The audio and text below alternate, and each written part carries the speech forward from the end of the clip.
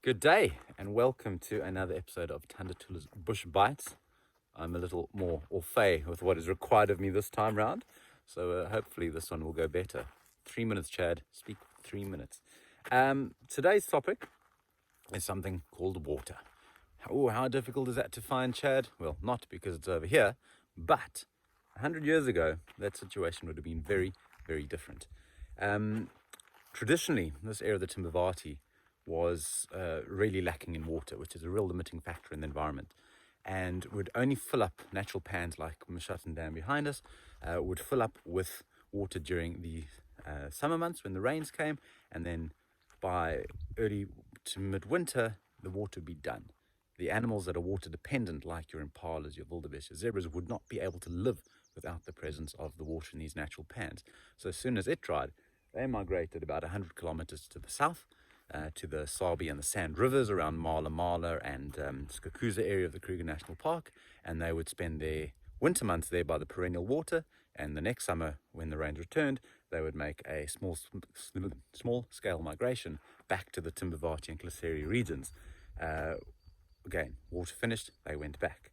But when people started privatizing this land and wanting to come around here in the winter months, when there was far less chance of contracting malaria, the ticks weren't as active, they were arriving and there wasn't much game. So they thought, oh, let's put water holes in here, provide water for these animals year-round. They could put this water in a couple of ways. You could either dig out the natural pans, make them bigger so that when the rains came, they held water for longer. You could put a dam or a barrage across a drainage line or riverbed so that when it flowed, it held water back. Or you could go to the effort of drilling a borehole, adding a windmill or a diesel generator, and using a borehole to pump the pans that were already in place, or put a pan by your water in front of your camp, something like that. This presence of water during the winter months, during times when animals traditionally left the area, completely changed the landscape of this Timbavati region, because suddenly now the wildebeest and zebras didn't have to migrate 100 kilometers back south. They could stay here permanently. Great, we have animals permanently. If you have them permanently, your predators will be here permanently. So it sounded all well and good.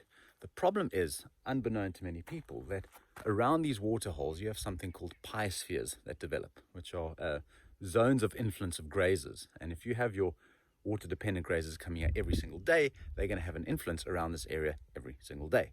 And moving away from the water, you would see that there'd be more and more impacts of grazing, overgrazing, soil erosion. And if you had a waterhole here and a waterhole here, those biospheres, those zones, would actually merge into one. And you ended up having a landscape that was uniformly impacted upon. Naturally, you would have had a waterhole here and a waterhole here, and those zones would not have touched. So you always would have had land in between the water for the animals to go and eat during the dry times of the year, during droughts in particular. So water holes are good. My 3 minutes is coming up, but too many of them can actually be a bad thing. Who would have thought? Anyway, that's Bush Bites. I think I did it. Hallelujah. Stay safe. We'll see you guys next time. Cheers.